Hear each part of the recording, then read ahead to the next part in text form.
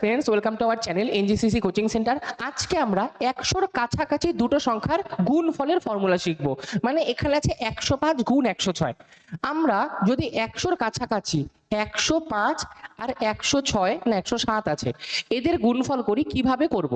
দেখো, 105টা 100-র থেকে 5 বড়, আর 107টা 100 থেকে 7 বড়। এবার আমরা কোনাকুনি যোগ করব, হয় 105-এর সাথে 7 যোগ করব, অথবা 107-এর সাথে 5 যোগ করব। 105 আর 7 যোগ করলে কত হয়? 7 5 12, তাহলে অ্যান্সার 112 হলো। আর এই দুটোকে গুণ করে দেবো, 5 7টা কত? 35, তাহলে অ্যান্সার 11,235। এটা আমাদের কারেক্ট অ্যান্সার। যদি তোমরা এটা বুঝে থাকো তাহলে এটার অ্যান্সার কত হবে সেটা তোমরা আমাকে কমেন্টে জানাবা।